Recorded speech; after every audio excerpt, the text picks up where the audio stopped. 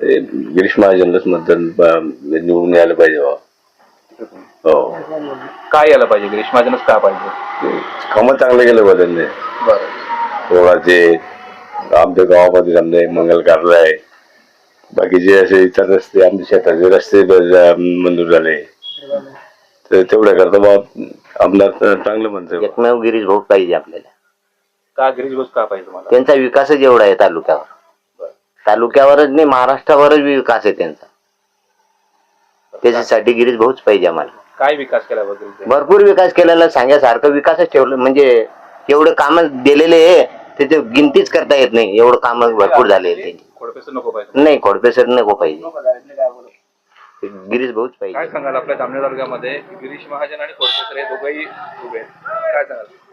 हे सगळे राजकारणी खोटे खाटे आपल्याला. 20 वर्ष झाले बीजेपीचं काम करत होतो, पण बीजेपीचे काम करत असताना जवळजवळ 30 वर्ष झाले जामनेर तालुक्याचे आमदार गिरीश महाजन आहे. 10 वर्ष झाले ते मंत्री सुद्धा राहून गेलेले आहे. पण त्यांचे विकासाचं काम पाहता ते जरी म्हणत असले की आम्ही रुग्ण मुंबईला नेतो, पण मुंबईला का नेतो? कारण जामनेर तालुक्यात त्यांनी तसंच कार्य केलेलंच नाहीये. परिवर्तन नेमकं कसं झालं पाहिजे? नवीन खोडपेसर हे आले पाहिजे. खोडपेसर.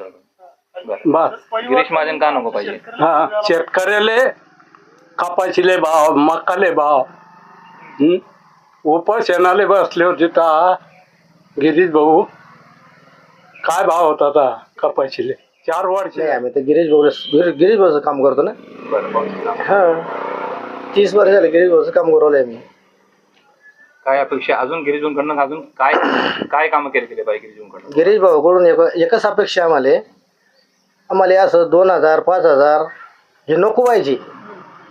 फक्त कापसाले भाव लाईन 24 घंटे पाहिजे. शेतीमालाला भाव पाहिजे. आपल्या जामनेर तालुक्यामध्ये गिरीश भाऊ महाजन आणि खोडपेसर हे दोघंही उभे आहेत, काय सांगाल?